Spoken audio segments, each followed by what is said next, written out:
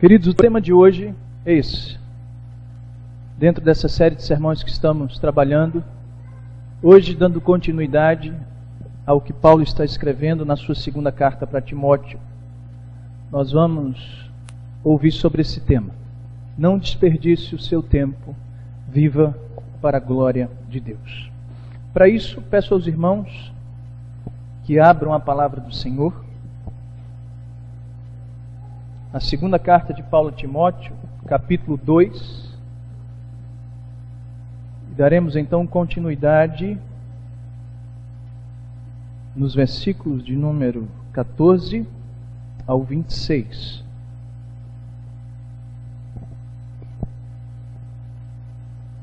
Diz assim a palavra do Senhor: recomenda estas coisas, dá testemunho solene a todos perante Deus, para que evitem contendas de palavras que para nada aproveitam, exceto para a subversão dos ouvintes. Procura-te apresentar-te a Deus aprovado, como obreiro que não tem de que se envergonhar, que maneja bem a palavra da verdade. Evita igualmente os falatórios inúteis e profanos, pois os que deles usam passarão a impiedade ainda maior. Além disso, a linguagem deles corrói como câncer, entre os quais se incluem Himeneu e Fileto. Estes se desviaram da verdade, asseverando que a ressurreição já se realizou, e estão pervertendo a fé a alguns. Entretanto, o firme fundamento de Deus permanece, tendo este selo: o Senhor conhece os que pertencem. E mais, aparta-se da injustiça todo aquele que professa o nome do Senhor. Ora, numa grande casa não há somente utensílios de ouro e prata, há também de madeira e de barro, alguns para honra, outros, porém, para desonra. Assim, pois, se alguém a si mesmo se purificar desses erros, será utensílio para a honra, santificado e útil para o seu possuidor, estando preparado para toda boa obra. Foge outrosim das paixões da mocidade, segue a justiça, a fé, o amor e a paz com os que de coração puro invocam o Senhor, e repele as questões insensatas e absurdas, pois sabes que só engendram contendas.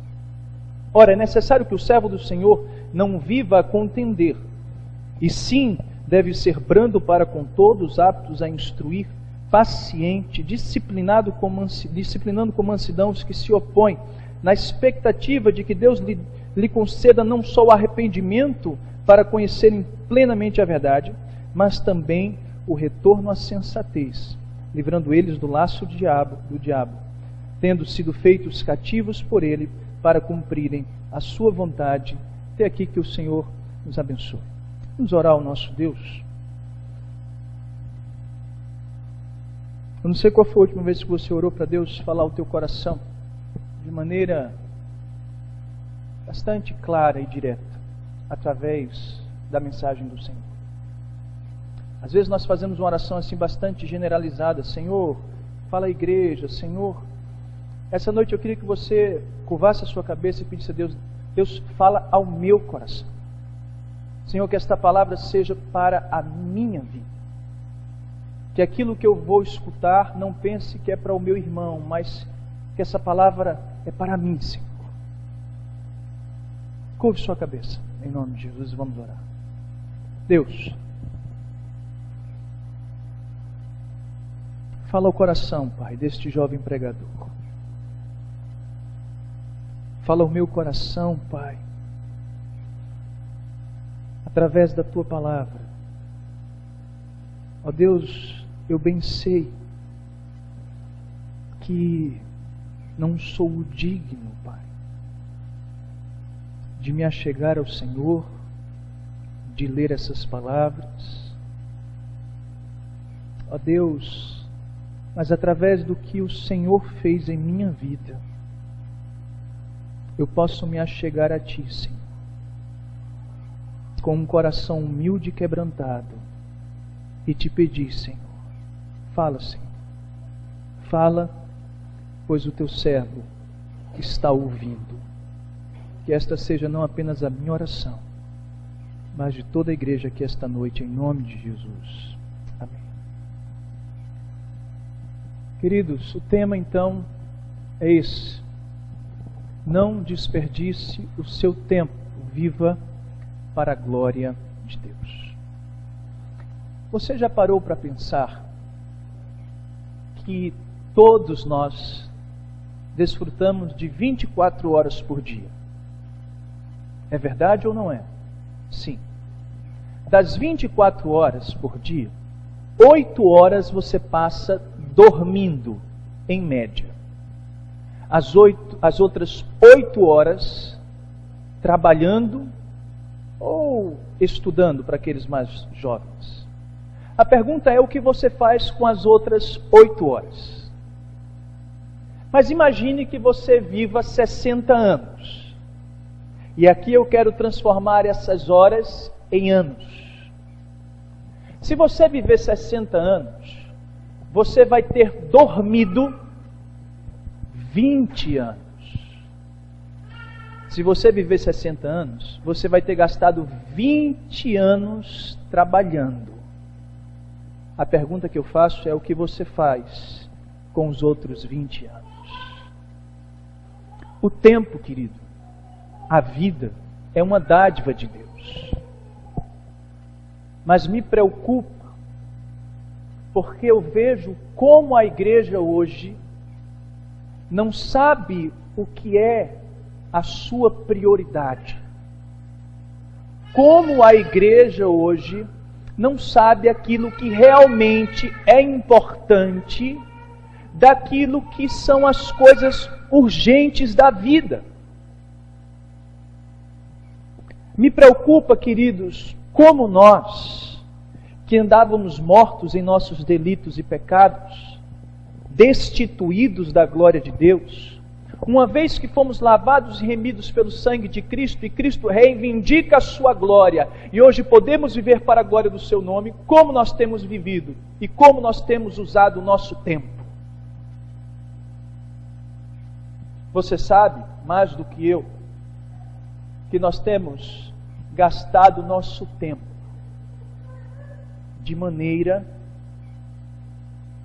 que não tem agradado o nosso Senhor.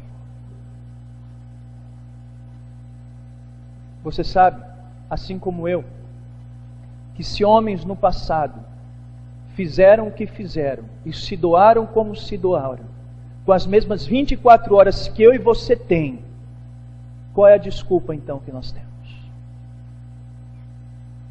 O grande problema é onde nós temos concentrado as nossas atenções. Por isso, Paulo está escrevendo a sua segunda carta para Timóteo, porque Paulo, nós já vimos, estava preso em Roma e só sairia dali para ser decapitado por ordem de Nero, só sairia daquele porão terrível para a morte. E ele escreve a sua segunda carta, diferente da primeira, com um caráter mais pastoral. Porque havia então uma perseguição bastante clara por parte da igreja, que não abraçava o Evangelho, de maneira que todos aqueles que abraçassem esta fé sofreriam e passariam por dificuldades. E o grande nome o grande nome do apostolado naqueles tempos, o apóstolo Paulo estava para morrer. E quem daria continuidade àquela obra? Ele então escreve ao jovem Timóteo com alguns propósitos em seu coração. Nós já vimos, por exemplo, que Paulo inicia a sua carta alegrando-se naquele jovem, alegrando-se na fé daquele jovem, que era uma fé sem fingimento. Lembra-se também, não somente da amizade que ele desfrutava com Paulo, como também aquele jovem, como ele foi instruído pela sua mãe e pela sua avó. E diante de todo aquele contexto, diante de tudo aquilo que deveria então, aquele jovem por volta dos seus 30 anos, bastante tímido e doente, esse jovem agora precisaria então, estar à frente desta grande obra que Paulo, estaria lhe passando, mas que Deus havia comissionado todos eles. Ele então, por exemplo, nós já vimos que ele vai pedir para Timóteo reavivar o dom que havia nele. Porque se Timóteo não reavivasse esse dom, que não era de um espírito de timidez, mas um espírito de poder, ele não conseguiria seguir adiante. Paulo também lembra este jovem que ele não deveria simplesmente reavivar o dom, mas um outro grande desafio era não se envergonhar do Evangelho e nem das algemas do apóstolo. Não era fácil ser cristão naquele tempo. Esse mesmo Paulo vai dizer para Timóteo: Timóteo, não somente isso, mas você precisa se manter fiel à palavra de Deus. É quando na semana passada vimos no início do capítulo 2 que Paulo fala a um filho. Ele diz: tu, porém, filho amado, pois Timóteo era filho da fé de Paulo. Paulo dá alguns conselhos para aquele jovem. E vimos conselhos à luz do capítulo 2, onde Paulo vai dizer: Timóteo, você precisa se fortificar, você precisa participar dos sofrimentos de Cristo. Você precisa, querido, você precisa ponderar estas minhas palavras, você precisa lembrar do Senhor Jesus.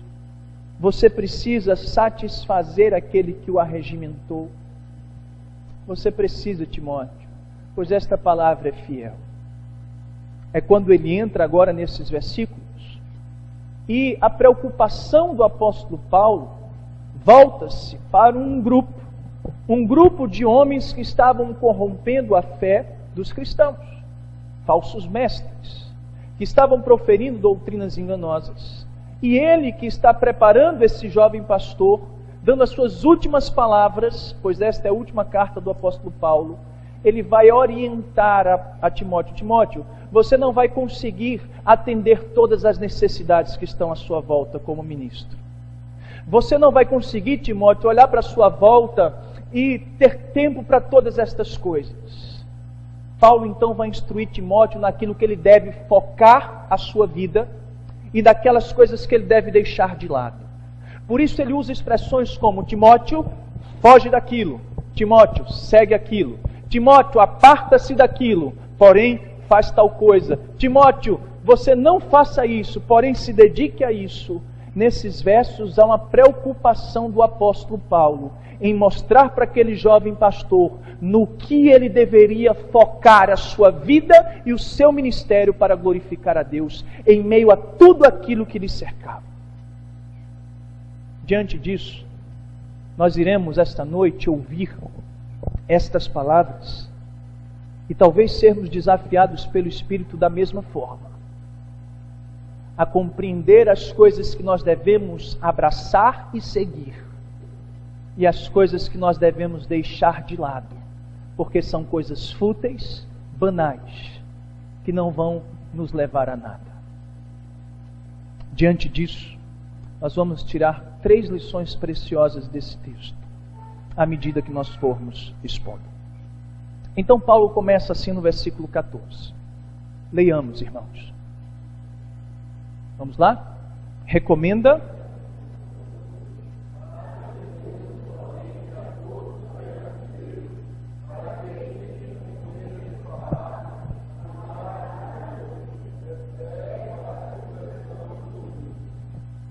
Queridos irmãos, recomenda estas coisas. Há quem diga que a recomendação está baseada dos versículos 8 ao 13, quando anteriormente Paulo diz: olha, Timóteo, apesar de tudo isso, lembra-te do teu Senhor, que morreu por você, que fez isso, que fez aquilo. Mas pode ser também tudo aquilo que o apóstolo Paulo estava ensinando, porque desde o versículo 6 ele começa a mostrar como aquele jovem deveria exercer a sua fé e o seu ministério. Ele então já havia também dito anteriormente, uma das preocupações de Timóteo seria passar aquilo que ele ouviu para homens fiéis e idôneos. Foi o que nós vimos domingo passado sobre o discipulado. E Paulo continua dentro dessa perspectiva, recomendando que Timóteo, ele então, passe estas coisas adiante. E ele vai então dizer para Timóteo: Timóteo, eu recomendo estas coisas, dá testemunho solene a todos perante Deus, que evitem o quê? Contendas de palavras. Abra em 1 Timóteo 1,4. Quando Paulo escreve para Timóteo, não tão pastoralmente, mas não deixa de ser uma carta pastoral, mas havia alguns problemas na igreja quando ele escreveu aquela primeira carta. Por exemplo, versículos 3 e 4 do capítulo 1. Quando eu estava de viagem rumo à Macedônia, te roguei que permanecesse ainda em Éfeso, para admoestardes certas pessoas, a fim de que não ensinem outra doutrina. Nem se ocupem com fábulas e genealogias sem fim, que antes promovem discussão do que o serviço à fé em Deus. Outro texto importante é capítulo 6, versículo 4.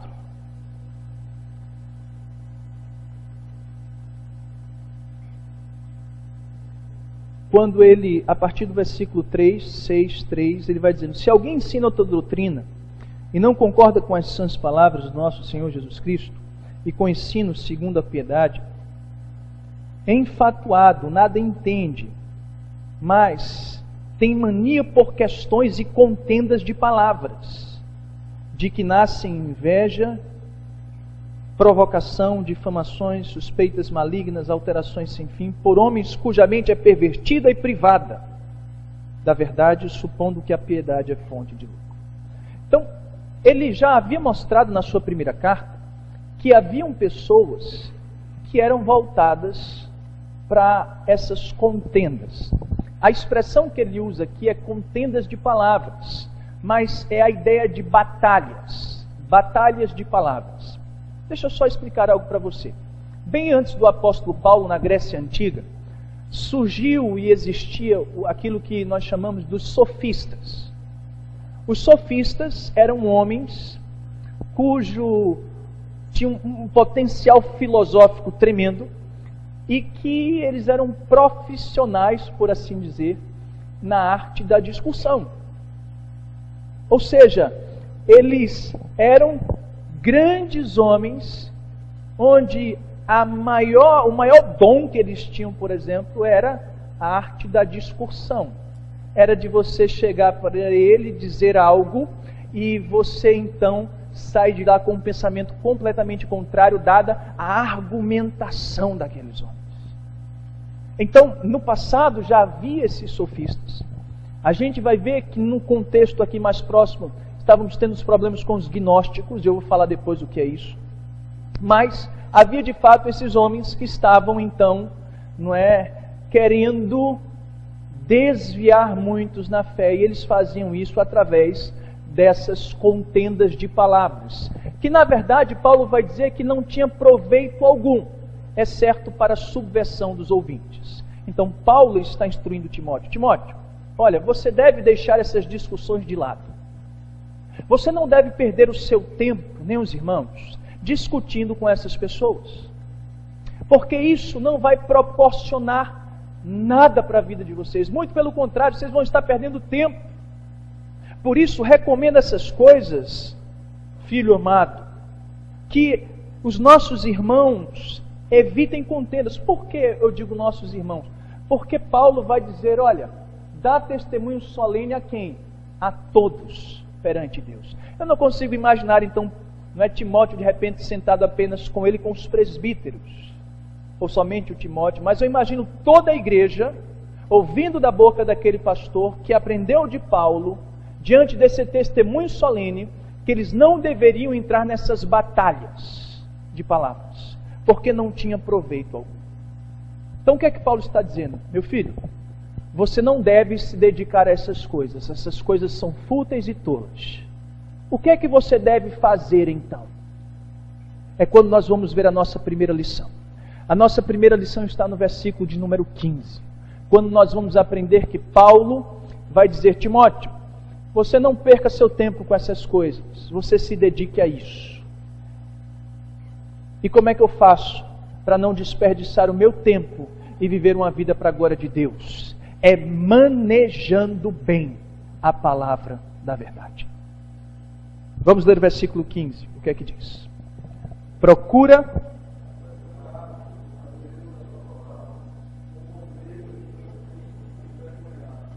que maneja bem. Ok.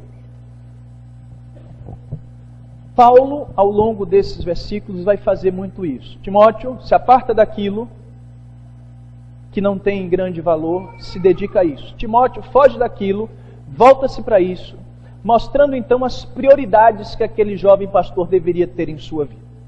Após relatar que aquelas disputas não levariam a nada, ele aconselha, por outro lado, Timóteo a focar a sua vida em algo. Por isso, então, Paulo diz, querido, procura-te apresentar-te a Deus aprovado. Eu acho interessante porque a primeira palavra, apresentar-te, é uma palavra grega que dá a ideia de alguém que está se apresentando para um serviço, de alguém que está se colocando à disposição para ser usado naquele serviço e naquela causa. Mas não basta simplesmente chegar diante de Deus e dizer, Deus, olha, me use, eis-me aqui. Há uma preocupação de que esse obreiro que vai ser apresentado diante de Deus, dizendo, Senhor, eu estou aqui me apresentando, ele seja o quê? Aprovado. Esta expressão era uma palavra grega utilizada no passado para demonstrar, por exemplo, o ouro e a prata, quando era refinado algumas vezes, e eles eram purificados. Ou, por exemplo, dinheiro que não era falsificado, era um dinheiro verdadeiro, limpo, sem mancha, sem ruga. Mas um termo muito comum naquele tempo era para quando as pedras eram lapidadas, lavadas, cortadas, e elas estavam sem defeito para serem usadas nas construções. Essa é a ideia desse termos dóquimos, aprovado. Tanto é que as pedras que não eram aprovadas e eram defeituosas, era marcada com um A na língua grega. Que veio depois surgir a palavra, não é? Adokimotos, que veio então para mostrar que era aquela pedra defeituosa. O que Paulo está dizendo aqui é uma pedra sem defeito. É algo que foi lavado, lapidado, e ela serve então para esta construção e esse projeto. Então é a ideia de alguém que está se colocando à disposição do seu Deus para o serviço, mas essa disposição para servir a Deus não pode ser com defeito, com ruga. Deve ser uma pessoa que esteja o quê? Apta para tal coisa, aprovada para tal coisa. Então Paulo diz, Timóteo, apresenta-te a Deus, aprovado, como obreiro que não tem de que se envergonhar. Queridos, esse envergonhar está completamente ligado ao termo lá de cima, da aprovação. Sabe por quê? Porque Paulo exorta Timóteo a se apresentar diante de quem? De quem? De Deus. De Deus. Apresentar-se diante de Deus. Mas antes ele tinha dito para Timóteo evitar, de certa maneira, de se apresentar diante de quem? Dos homens. Porque a questão era, Timóteo, não leva em conta essas discussões desses homens, não vai se dispor em relação a isso, não vai lá bater boca, não vai lá defender isso, não faz essas coisas, não se apresenta diante desses homens, não se envergonha diante dos homens pelo fato de você não ir lá, não é, debater tais coisas. Você precisa, querido Timóteo, estar aprovado diante de Deus, e isso é o que importa na vida de um crente. Pouco nos importa, querido, pouco nos importa a fama e o sucesso desse mundo. O que nos importa é sermos obreiros aprovados diante do nosso Senhor. E Paulo vai dizer, Timóteo, como é que você vai fazer isso? É quando ele o diz, olha, esse obreiro que vai se apresentar diante de Deus aprovado é um obreiro que maneja bem a palavra da verdade. Essa expressão manejar bem é a ideia de cortar em linha reta. É a ideia, e aqui é o que Paulo está querendo dizer, de que a palavra, e aqui é o Evangelho, não poderia ser distorcido, mas ele deveria ser retamente pregado, anunciado, a despeito das circunstâncias ou dos ouvintes, deveria ser pregado com retidão. Mas não somente isso, Paulo também traz com essas palavras a ideia de um instrumento, que a palavra de Deus é um instrumento. Por exemplo, a gente fala muito da palavra de Deus que é a espada, não é verdade? É a espada. Mas pegue a espada, ou melhor, duas espadas, aqui não a palavra, mas uma espada de verdade, coloque na mão de um espadachim e coloque a outra na mão de uma dona de casa que está acostumado com aquela peixeira para cortar as suas carnes.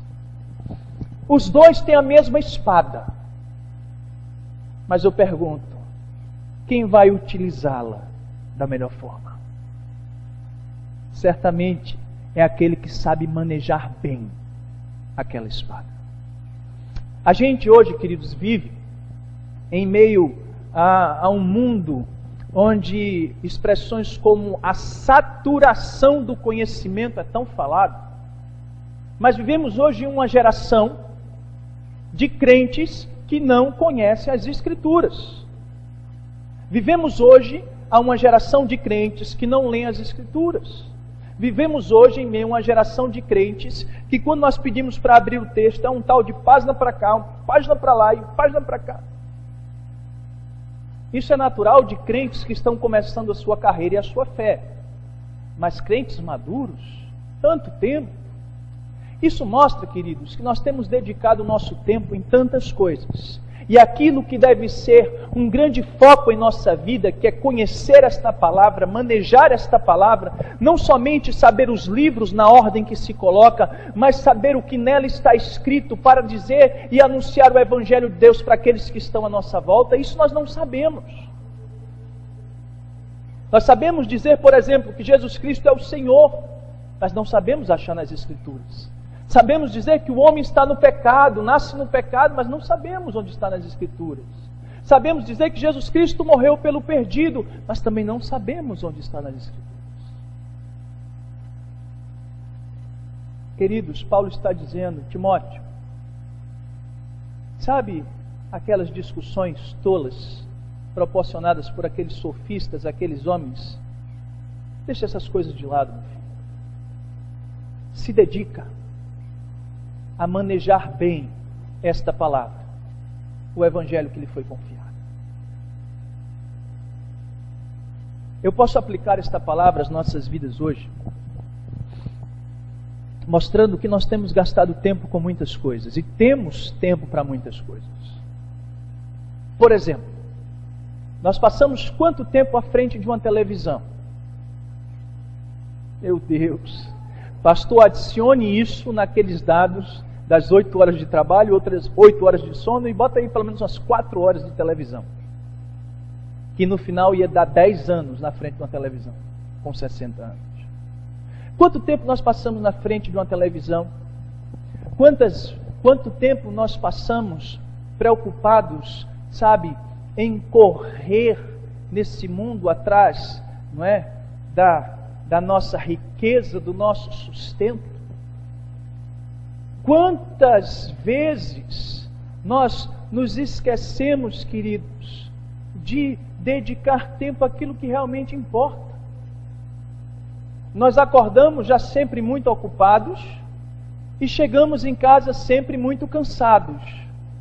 É ou não é? E a pergunta que eu faço para você, querido irmão, e aqui em especial, se você marcou naquele folheto, que eu só vou falar no último sermão, não é? Que vivemos para a glória de Deus. A pergunta é, como é possível viver para a glória de Deus, se não manejamos bem a palavra do Senhor? Se não dedicamos tempo a esta palavra? Palavra esta manchada de sangue, Não somente o sangue de Cristo, sangue de mártires, sangue de homens fiéis que chegou até nós. Nós temos tempo, querido irmão, para tanta coisa, para tanto lazer, para tanto deleite.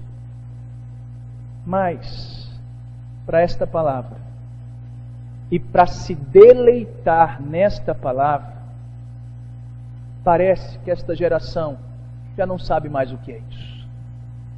Encontrar deleite nessa palavra da verdade. Por isso, querido, você quer usar bem o seu tempo, dedique seu tempo a esta palavra. Dedique seu tempo a conhecer esta palavra. A gente lê a história e a biografia de homens como Jonathan Edwards, o maior teólogo e filósofo norte-americano desses últimos 300 anos e de toda a história, e a gente diz: Senhor, como é que esse homem conseguiu tudo isso? Pelo amor de Deus. Primeiramente, graça de Deus, claro. Mas era um homem que se dedicava suas 13, 14 horas por dia em conhecer mais intimamente o nosso Senhor. A nossa vida é muito rápida e passa muito rapidamente. E você vai chegar provavelmente nos seus 30 anos de crente e vai descobrir que ainda não sabe quase nada a respeito das Escrituras Sagradas. Manejar bem a palavra de Deus é algo que você deve fazer se você almeja viver para a glória de Deus. Paulo então continua. Paulo continua ainda dentro desse contexto. Porque se você conhece bem a palavra de Deus, e essa era a ideia de Paulo, Timóteo, se você conhece bem essa palavra, você não vai ter problema com aqueles que vêm a perverter esta palavra. Por quê? Porque você vai estar alicerçado nesta palavra e você vai conhecer esta palavra. É quando então ele diz para Timóteo: evita igualmente os falatórios. Evita igualmente os falatórios inúteis e profanos, pois os que deles usam passarão a impiedade ainda maior. Além disso, a linguagem deles corrói como câncer, entre os quais se incluem Himeneu e Fileto. Estes se desviaram da verdade, asseverando que a ressurreição já se realizou, e estão pervertendo a fé de alguns. Se por um lado ele mostrava que a dedicação deveria ser na palavra, por outro ele está mais uma vez dizendo: foge, a palavra não é foge, é evita. Evita certas coisas, Timóteo.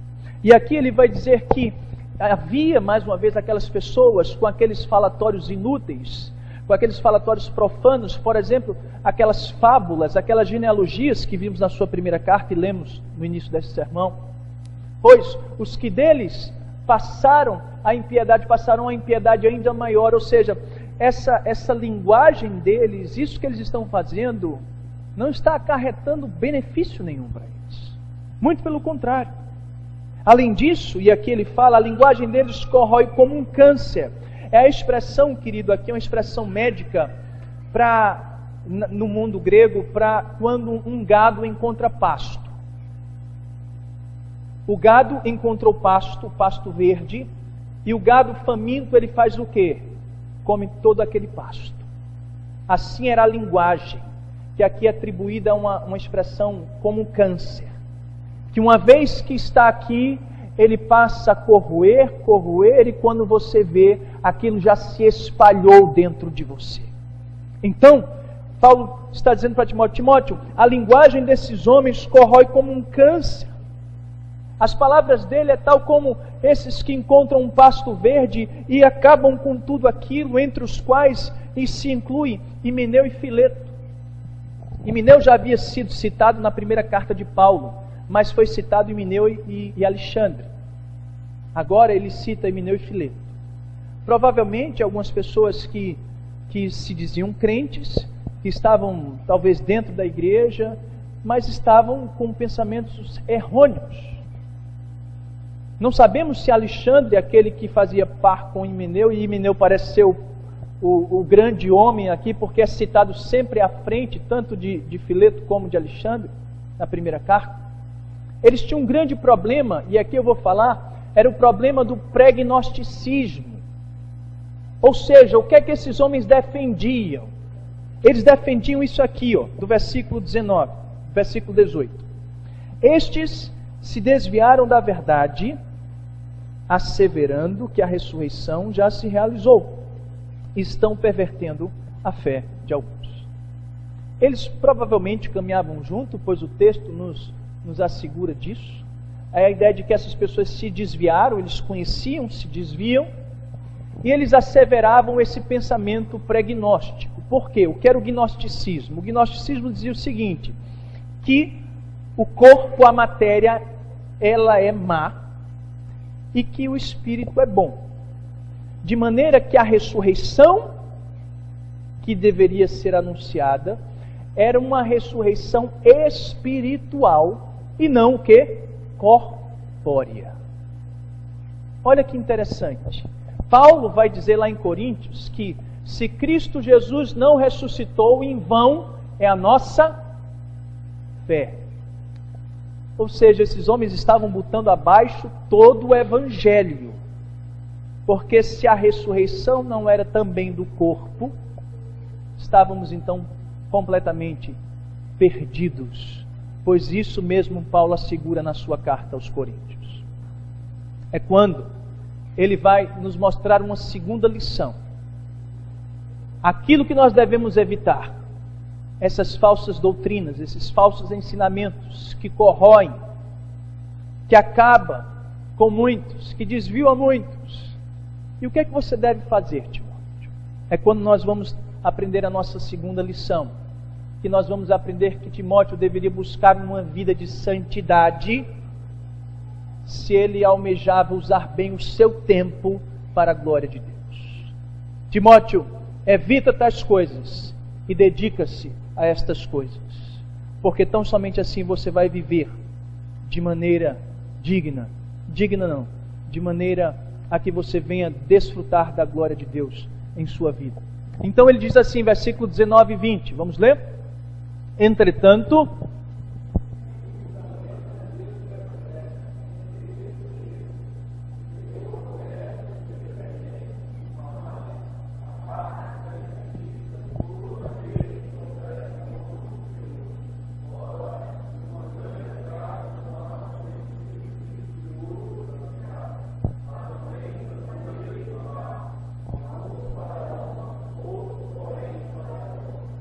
Paulo, queridos, em meio a esses homens, em meio a esses falsos mestres, ele vai dizer para Timóteo, Timóteo, apesar de tudo isso, o firme fundamento de Deus permanece, tendo este o seu selo. Ele aqui está falando da igreja. Ou seja, apesar desses homens estarem pervertendo a fé, esse firme fundamento que é a igreja do Senhor, ela vai permanecer, porque sobre ela tem um selo. E ele diz então, o Senhor conhece o que lhe pertence. Ou seja, nós não sabemos às vezes distinguir o joio e o trigo, Timóteo. Mas Deus conhece. Porque a sua igreja está selada. Firme fundamento permanece. É quando ele diz, e mais, Timóteo, aparta-te da injustiça, todo aquele que professa o nome do Senhor. Ou seja, aqueles que professam o nome do Senhor deveriam apartar-se das injustiças. Ele já começa a entrar nesse tema, onde a gente vai tratar sobre purificação, santificação, justiça. É quando ele vai fazer uma ilustração de uma casa. E ele vai dizer assim, olha, numa casa grande, não há somente utensílios de ouro e prata, mas há também de madeira e de barro. Alguns são para honra e outros são para desonra.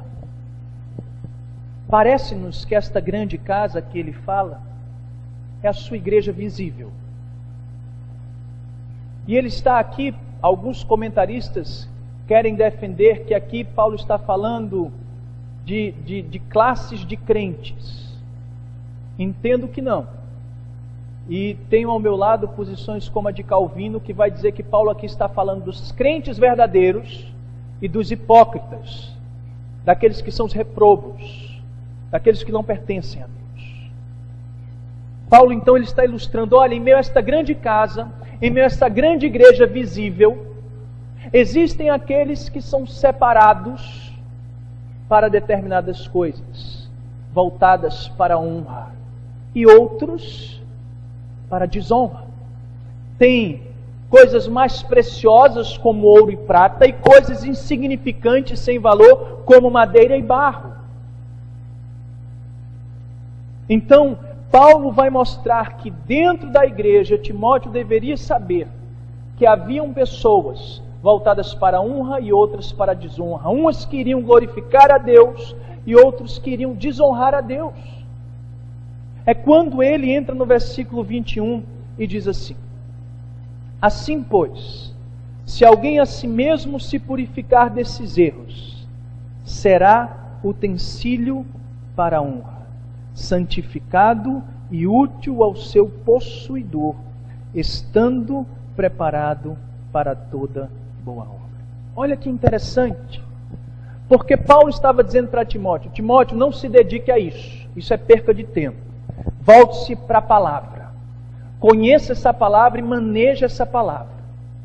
E aí olha o que é que ele diz: quem se purificar desses erros, ou seja, quem não adentrar no pensamento desses falsos mestres, vão ser aqueles que vão estar alicerçados nessa palavra e que conhecem essa palavra. E quem conhece a sua palavra e sabe manejar bem a sua palavra, vai ser santificado e vai ser usado pelo seu Senhor a quem ele possui. É isso que Paulo está dizendo. Porque se alguém a si mesmo se purificar desses erros, será utensílio para a honra, santificado, ou seja, separado para o seu possuidor, ou seja, para o seu Deus, estando preparado para toda boa obra. Você só vai estar preparado para viver uma vida para a glória de Deus se, querido irmão, você tiver um verdadeiro encontro com Cristo, se você dedicar a sua vida a conhecer a sua palavra, e se você se separar deste mundo para viver uma vida de santidade que glorifica a Deus. Se não, como glorificar a Deus em nossas vidas? É quando ele diz no versículo 22, foge, outro sim das paixões da mocidade, segue a justiça, a fé, o amor e a paz, com os que de coração puro invocam o nome. Vocês estão notando que o tema de Paulo aqui é esta preocupação com a vida de santidade? Porque Paulo já havia falado daqueles que deveriam apartar-se da injustiça, ou seja, que deveriam ser justos, daqueles que não deveriam ser vasos, utensílios de desonra, mas utensílios de honra, e que para esses serem utensílios de honra, eles deveriam se santificar. E agora Paulo vai dizer, foge, Timóteo, foge das paixões da mocidade. Deixe-me dizer algo para você. A expressão que ele usa aqui é a mesma expressão que poderíamos utilizar ao caso de José do Egito, diferentemente de Ló. Fugir aqui, querido, é a ideia, e aqui eu vou trazer a história de José, quando José foi atacado pela mulher de Potifar, e ela queria de todo jeito possuir José, e José não ficou ali, querido, minha senhora, é porque assim, eu sou um servo de Deus, eu não tenho assim condições de me relacionar assim, eu respeito o senhor Potifar, sou fiel a ele. Não. O que é que ele fez? Ele sai fugindo, sai correndo, ao ponto dela só conseguir ficar com as suas roupas, irmãos. Essa é a ideia que Paulo está trazendo. Timóteo, você vai precisar fugir, sair correndo. Diferente de Ló. Ló já não dava mais para caminhar junto com Abraão. Escolhe aí então. E ele quer ficar mais próximo de Sodoma e Gomorra. De tudo que ele podia escolher, ele fica próximo de Sodoma e Gomorra. E para vocês verem, chega ao ponto de quando os anjos vão tirar ele de lá, ele ainda fica remanchando. E eu vou ter que sair mesmo daqui? E eu vou ter? Ele já estava, flertando namorando com as paixões, que já não conseguiria mais, fugir dela. O que Paulo está dizendo aqui, vem à minha mente a vida de José. E é isso que ele quer para mim e para você. É para a gente sair correndo. Sair correndo do quê? Das paixões carnais. A expressão aqui é desejos carnais. E deixa eu dizer algo para você. Aqui ele fala da mocidade, mas isso se aplica a todos nós. A mocidade porque Timóteo era um jovem pastor. Ele está instruindo esse jovem pastor. Mas deixa eu dizer algo para vocês. Os jovens anseiam pelas suas aventuras. Os adultos anseiam pela a sua aprovação. Os idosos anseiam pelo respeito. Parece que toda fase da vida nós estamos em busca de algo. Mas a questão é, queridos, quais são esses desejos e o que eles nos levam? Por exemplo, tem 3 coisas que eu tenho como desejos carnais que têm acabado com a vida da igreja. São esses: prazer, poder e possessões. Deixe-me detalhar para você. Muitos estão vivendo em busca dos prazeres desse mundo. Em busca de proporcionar prazer para o seu coração, para a sua vida, para a sua família. Por outro lado, muitos estão com um desejo em seu coração de deter o poder. Não, quando eu for isso, quando eu for aquilo, quando eu for aquilo, quando eu tiver isso... Outros estão passando a vida toda em busca de posses. Ah, eu estou trabalhando, eu estou fazendo isso, eu quero aquilo, eu sonho com aquilo, eu sonho com aquilo. Vocês sabem o que é que aconteceu com Jesus? Lá em Mateus capítulo 4, versículos do 1 ao 10. Jesus estava 40 dias sem comer e sem beber no deserto. Satanás então aparece para tentá-lo. E ele oferece pães, comida, prazer para o mestre. E o mestre diz: não só de pão viverá o homem. E nos dá uma grande lição sobre o prazer. Depois, ele leva o Senhor Jesus lá para o mais alto do pináculo e diz: olha, pula daqui. Os teus anjos vão pegar você. Poder. Jesus diz: não tente o Senhor desta maneira. E mais uma vez nos ensina, não somente sobre o prazer, mas sobre o poder. E por último, Satanás diz: olha, eu vou te dar todos os reinos do mundo. E sobre as possessões, o Senhor Jesus mais uma vez se mantém fiel e nos mostra que o maior desejo dos nossos corações não é fazer a nossa vontade, mas é fazer a vontade do nosso Senhor e Rei. Se nós não compreendermos isso, nós não temos como viver uma vida para a glória de Deus. Vamos continuar nos enganando e nos enganando. Querido, sabe o que é que me preocupa? Você já parou para pensar que dentro da grande casa existem muitos utensílios? E talvez você se ache um utensílio de ouro ou de prata. Mas permita-me dizer, talvez você não passe de madeira e de barro.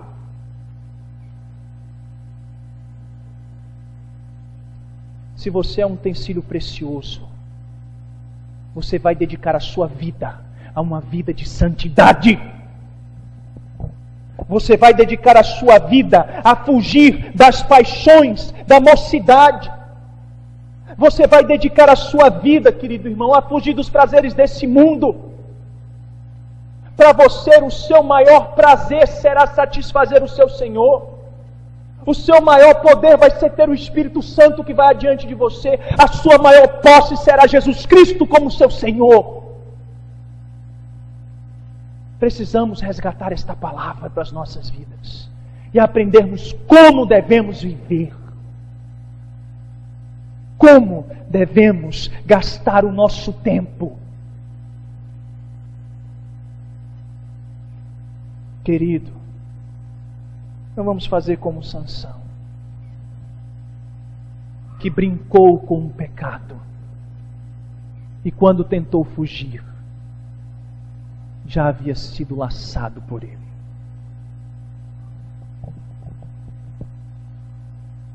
É quando Paulo continua no versículo 23 e 24 e em diante, mostrando que Timóteo não deveria se dedicar a questões insensatas e absurdas, mas deveria fazer outra coisa.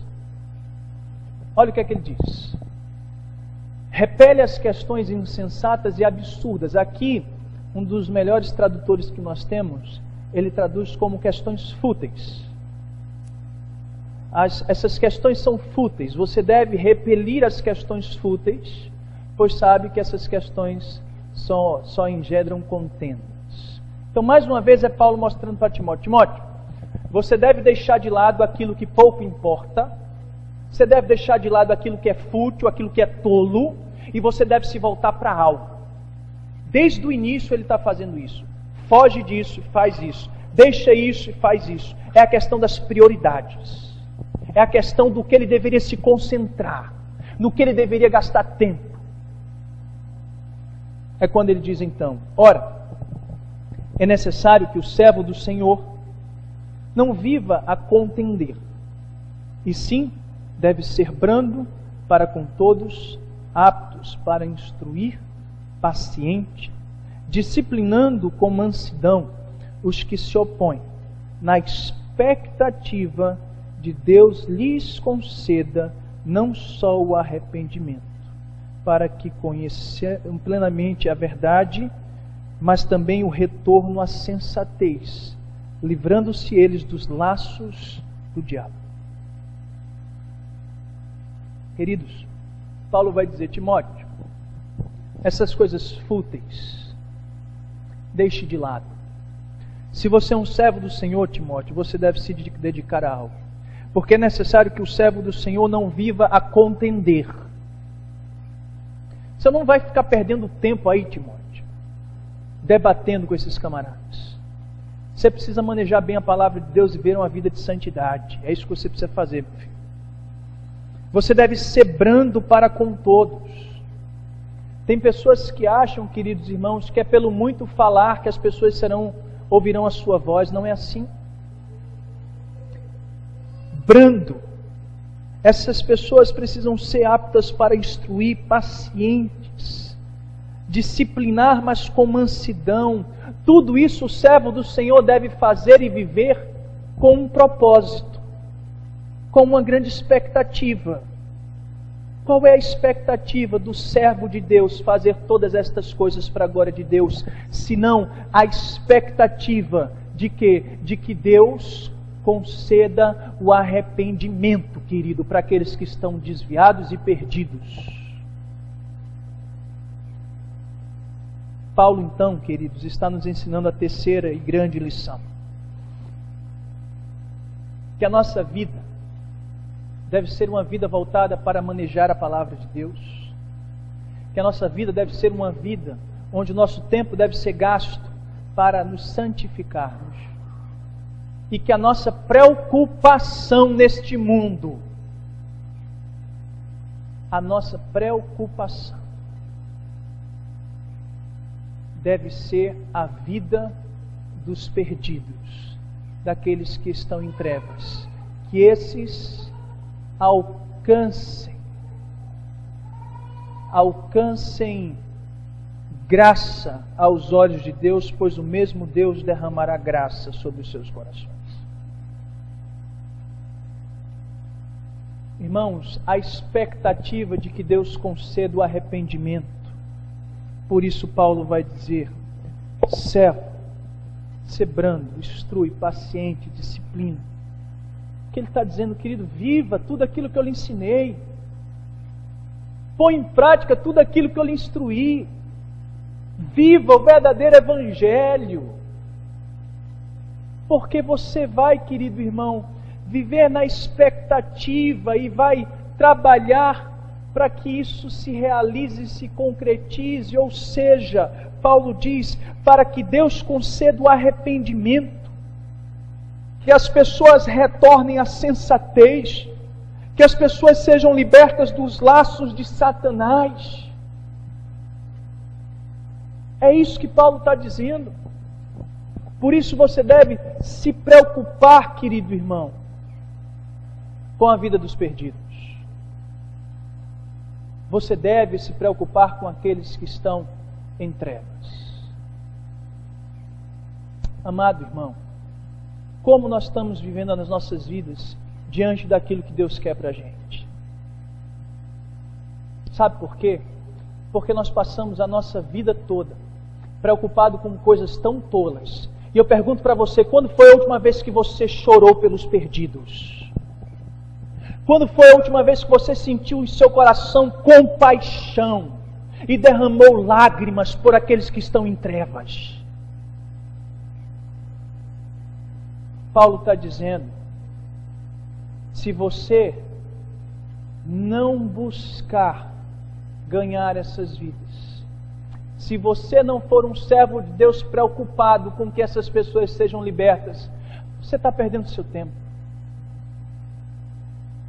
Porque um dos focos da sua vida, Timóteo, e uma das prioridades que você deve ter para viver a glória de Deus, é viver o Evangelho, pregar o Evangelho sem torcê-lo, de maneira que Deus conceda arrependimento, libertação, retorno à sensatez. Paulo segue, querido, um pensamento muito importante, eu quero trazer isso para vocês. Se você se dedica a manejar bem a palavra, você vai se livrar dos falsos ensinos e vai ser um utensílio santificado nas mãos do Senhor, que vai ser usado de maneira gloriosa para ganhar vidas para o seu Deus. Por isso essas coisas estão unidas dentro do pensamento de Paulo, porque há um progresso na vida e na glória proporcionada a Deus. Maneje bem, se santifique e viva para ganhar almas para o Senhor. Aí sim, queridos, viveremos para a glória de Deus. Paulo então encerra nos ensinando de maneira muito clara que nós devemos nos preocupar, queridos, como servos de Deus, a viver o Evangelho e nos preocupar com a salvação desses que estão perdidos. E não vai ser, querido irmão, pelo nosso poder ou força, mas quem vai conceder é quem? É Deus, porque é Deus quem concede o arrependimento, é Deus que traz a pessoa de volta à sensatez, é Deus quem liberta os cativos do inimigo. Diante disso, queridos, eu vejo que Paulo ensina essas 3 lições para a minha vida e para a sua vida, e que nós devemos almejar então desfrutar de um tempo verdadeiro e não, de maneira alguma, dedicar a nossa vida àquilo que é fútil, àquilo que é tolo e que é desperdício. Concentre-se, foque em algo, e é isso que nós aprendemos hoje. Você quer usar o seu tempo para a glória de Deus? Maneje bem a palavra, viva uma vida de santidade e se preocupe com os perdidos. Se nós não temos feito isso e não temos vivido isso em nossa vida, devemos nos questionar se somos utensílios de ouro ou se somos apenas madeira e barro, enganando a nós mesmos e aos nossos irmãos. Eu queria concluir esta palavra. No início, eu falei para vocês sobre o tempo e como ele deve ser aproveitado. Gastamos 8 horas dormindo, 8 horas trabalhando e 8 horas fazendo muitas coisas. Com 60 anos teremos desperdiçado 20 anos da nossa vida dormindo, para aqueles que dormem 8 horas. 20 anos trabalhando, para aqueles que trabalham 8 horas, e 20 anos, querido irmão, gastado com muita coisa desse mundo, e talvez alguns poucos anos ou meses, desfrutando daquilo que realmente importa. Isso, se nós chegarmos aos 60 anos. Eu quero, querido irmão, encerrar este sermão contando um pouco para você da história de um jovem missionário que viveu pouco tempo, mas o pouco tempo que ele viveu, ele desfrutou de intimidade com o Senhor e viveu para a glória do Senhor. Olha o que diz. Nós vamos ver algumas palavras desse jovem missionário chamado, pode passar, David Brainerd. Ele foi um missionário que perdeu seu pai quando tinha 9 anos, perdeu sua mãe, que era filha de um pastor, quando ele tinha 14 anos, que estudou no colégio de Yale, então um colégio, uma faculdade cristã. Ele, com os seus 20 anos de idade, mais ou menos, ele sente um desejo da parte de Deus. Na verdade, ele tem um encontro verdadeiro com Deus. E ele externa aquilo que Deus estava falando ao seu coração quando ele reconhece quem ele era diante do seu Deus. Ele escreveu um diário e ele relata para a gente a experiência que ele teve com Deus nesse tempo da sua conversão, quando, com seus 20 anos, ele diz assim: fui tomado repentinamente pelo horror da minha miséria.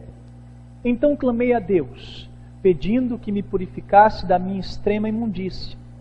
Depois, a oração se tornou muito preciosa para mim. Ofereci-me alegremente para passar os maiores sofrimentos pela causa de Cristo, mesmo que fosse para ser desterrado entre os pagãos, desde que pudesse ganhar almas. Então, Deus começa a trabalhar na vida deste jovem, ele que viveu ali, não é, em 1718 a 1747. Deus começa a trabalhar no coração desse homem e ele reconhece a sua miséria, a sua pequenez. Então, um pouco do que nós falamos hoje. E ele fala então: Deus, eu quero me oferecer ao Senhor. Eu quero colocar a minha vida diante do Senhor. E Deus chama ele, querido irmão, para ir trabalhar entre os pele vermelhos, entre os selvagens, os índios selvagens norte-americanos. É quando então ele diz em seu diário, antes de ir para aquela grande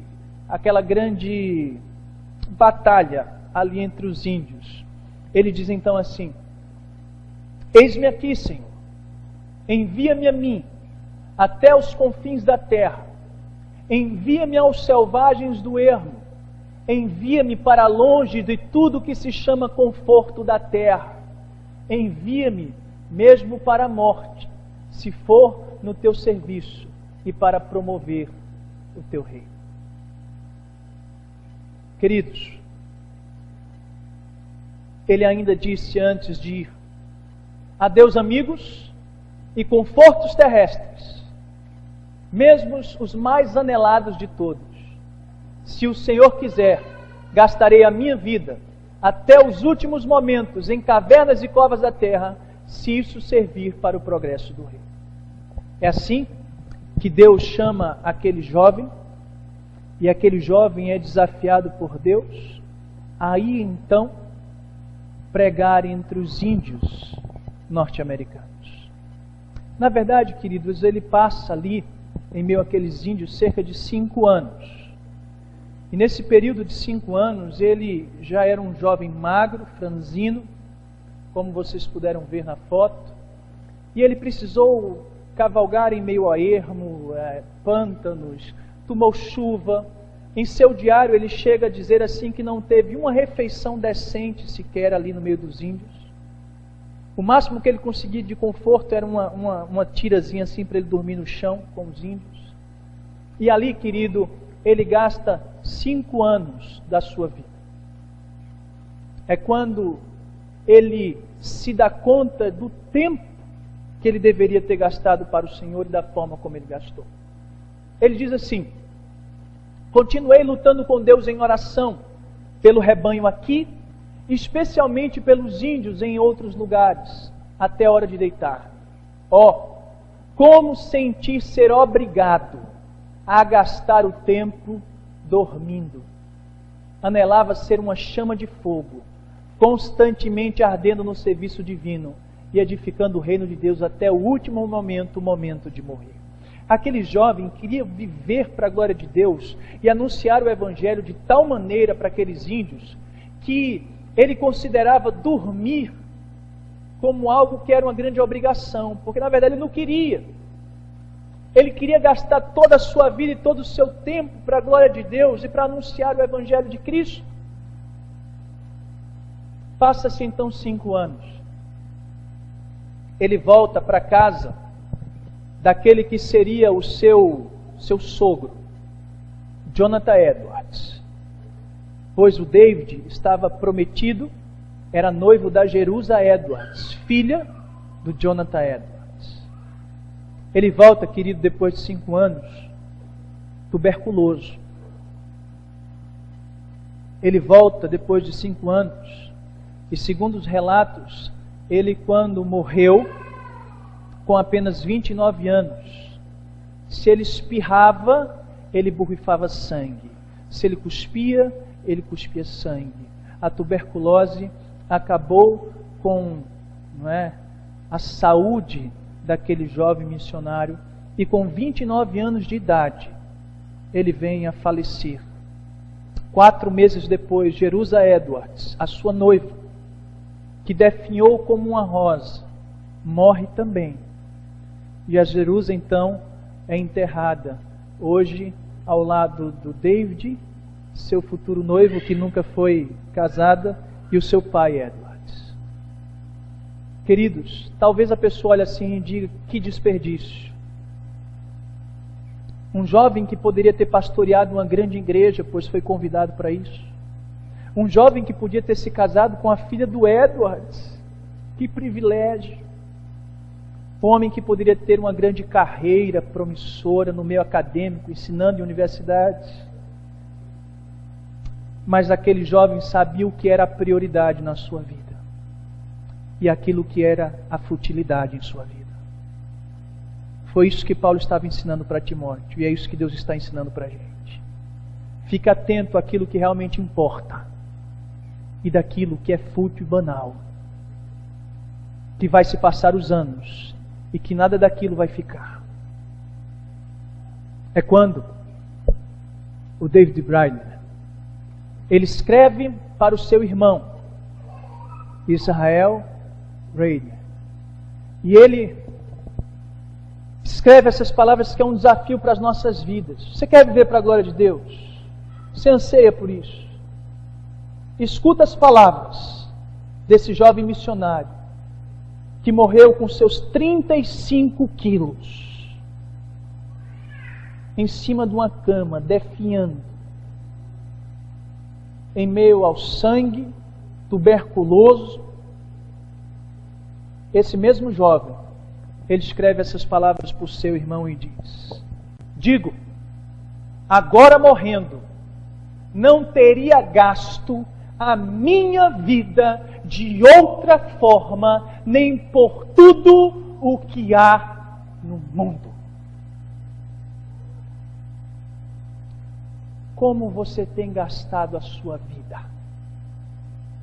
Como você tem gastado o seu tempo? Este jovem não imaginava que depois pessoas como William Carey, outros missionários iam ler essa biografia, iam ser desafiados a ir para a Ásia, a ir para a China, a ir para um bocado de lugar. Meu Deus! O meu desejo, querido, é que com o que ouvimos da palavra de Deus, através do apóstolo Paulo, mostrando para Timóteo o que realmente era importante e como usar bem o seu tempo, possamos olhar também para a vida desse jovem missionário e saber que viver uma vida boa e para a glória de Deus não é uma vida bastante longa, cheia de grandes realizações pessoais.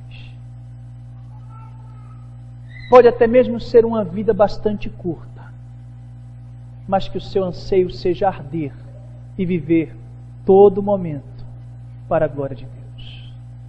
Que o Senhor te ajude, que o Senhor me ajude como igreja a não desperdiçar o tempo e usar o tempo que o Senhor nos deu de vida para viver para a glória do Senhor. Que a gente venha arder o nosso coração por esse grande anseio e por esta grande causa, em nome de Jesus. Amém. Vamos nos colocar em pé. Vamos orar ao Senhor.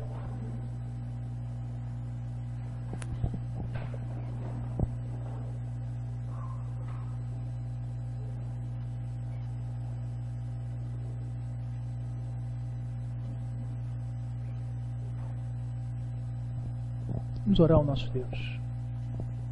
Curve sua cabeça em oração. Senhor nosso Deus, nosso Pai. Deus, como as nossas prioridades estão distantes da Tua Palavra. Temos tido as coisas urgentes da vida como prioridade, ó Deus. Não é isso que o Senhor quer. Sempre haveremos, Pai, de passar por lutas. Sempre haveremos, ó Deus, de sermos provados. Sempre haveremos de ter preocupações com o nosso lar, com a vida financeira da nossa casa, com a saúde. Mesmo o Senhor dizendo para não andarmos ansiosos com o que haver de comer, vestir e beber, nós andamos, Senhor, isso é fato. E uma vez que nós andamos preocupados com as coisas desse mundo, Pai, nós revelamos que nós estamos mais preocupados em satisfazer a nossa própria glória e vontade do que a vontade e a glória de Deus. Quando o Senhor Jesus foi tentado, Ele foi tentado com os prazeres, o poder e as posses desse mundo. Coisa que muitos de nós passamos uma vida em busca. E para todas elas, o Senhor disse não, porque o seu maior desejo era fazer a vontade do seu Pai que enviou. Ó Deus, que à luz do que nós ouvimos, possamos nos voltar para a palavra de Deus, Senhor. Aprender a conhecer e a manejar bem esse instrumento. Porque assim, Senhor, nós nos apartaremos das coisas desse mundo e, consequentemente, estaremos buscando uma vida de santidade e sermos como utensílios preciosos na mão do nosso Senhor, cujo grande objetivo, Senhor, é glorificar o Teu nome, mas nos preocupar com aqueles que não Te glorificam, com aqueles que estão perdidos. Ó Deus, é bem verdade, Pai, que nós estamos desperdiçando o nosso tempo, Senhor. Porque à luz do que nós ouvimos hoje, nós sabemos que estamos distantes, Senhor, daquilo que o Senhor quer de nós. Tem misericórdia das nossas vidas. Que possamos ser bons mordomos daquilo que o Senhor nos confiou. Que a nossa vida não seja desperdiçada. Porque logo, logo estaremos chegando ao final de mais um ano. E logo, logo ao final de mais outro, e de mais outro, e de mais outro. E quando olharmos para trás, passou uma vida. E vamos nos dar conta que a desperdiçamos. Que venhamos aprender, ó Deus, que o grande objetivo não é viver muito, sem qualidade alguma. Mas o grande objetivo é viver todos os dias para a Tua glória. Quer sejam muitos anos ou poucos anos, que o nosso maior anseio seja gastar o tempo para glorificar o Teu nome. Ajuda-nos nessa árdua tarefa, em nome de Jesus. Leva-nos em paz para os nossos lares, Pai. Nos concede uma semana abençoada. a gente possa estar revendo, ó Deus, os nossos princípios e valores, nos dedicando àquilo que realmente importa. Que a graça do nosso Senhor Jesus Cristo, o amor de Deus, o eterno Pai, e as doces consolações do Espírito Santo de Deus esteja sobre a vida desta igreja aqui reunida e sobre todo o povo de Deus, de agora e para todo sempre. Amém.